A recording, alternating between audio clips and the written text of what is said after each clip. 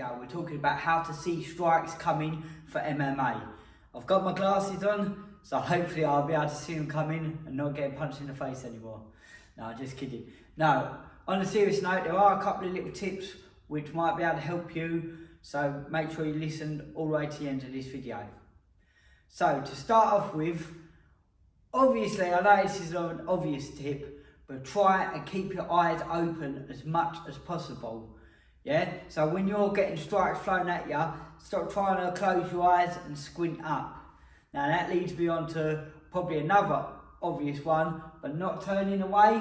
You obviously can't see your opponent if you're turning away from them. Even if I turn my head like that, it's hard to see a hook or a kick or something coming from this angle. So always try and keep your eyes on your opponent, even when you're turning the body. Next tip, try not to cover up too much so you can't see punches coming. If I cover up like that with my arms completely like that, I can't see punches coming. Where if I have a little gap through the middle, I might just be able to see when strikes are coming. As well, you don't want to stand like this anyway. So if someone is hitting you with strikes, you want to be able to move and relax your guard again. Now, with all that being said, that is how you see. The other thing as well is you want to look at all of the person, yeah? You don't just want to focus on one area. You don't want to look at the hands. Obviously, you don't just want to look down at their feet. You want to try and see all of them. Now, the problem is a lot of people, they do see punches coming. You do see the punches coming, it's your reaction to the punches ain't quick enough yet. That's the problem.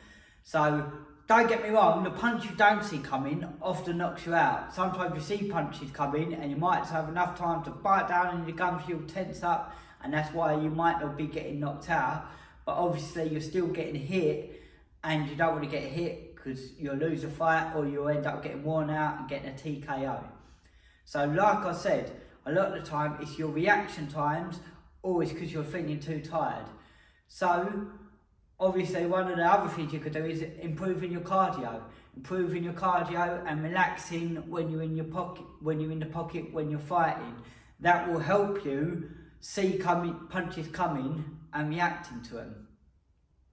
Now, if your opponent, when you first start fighting, your opponent ain't always straight in your face straight away.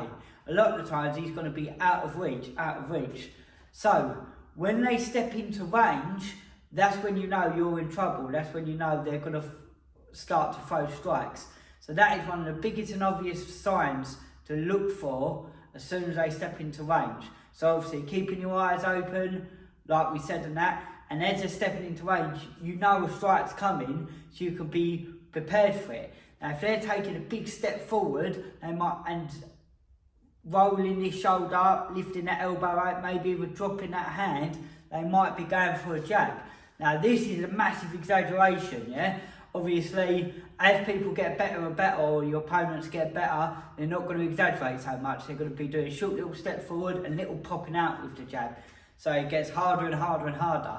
But this is where seeing strikes coming or seeing punches coming is, a lot of it is down to experience.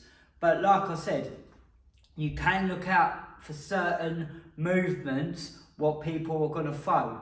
So obviously, if they're cocking back, you might think they're going to throw that right hand. If they jump forward or jump his hand up, they could be coming in with a roundhouse kick. So it's just having knowledge of strikes, being able to see what strike's coming first, and then obviously you're seeing that first, and that gives you the reaction time to try and block or move out of the way. The other thing is, don't always be a sitting target anyway. Obviously, like we said, we're keeping your eyes open. We've already said about not turning the head, but you need to be moving still. The more you're moving about, the more it will be easier for you to duck out the way or slip a punch or be able to move your hands in time.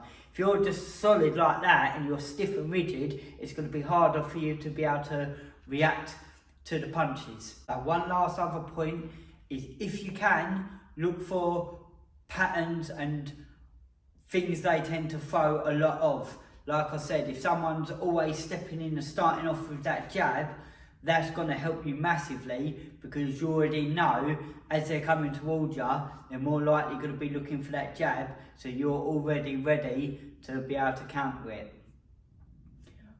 So that's some more of a little bit more of advanced tips towards the end there. But as a beginner, the most important thing is keeping your eyes open. I know it sounds obvious, but it's true. Looking at their whole body, not turning your head away, and not covering up your vision too much. Once you get them spot on with your sparring and with your training, the rest of it is just basically experience, sadly enough. The more experience you get, the more you'll be able to see and predict punches coming. If you want some more tips for beginner MMA, check out this playlist over here. Thanks again for watching. Smash that subscribe, give it a thumbs up. I really do appreciate it.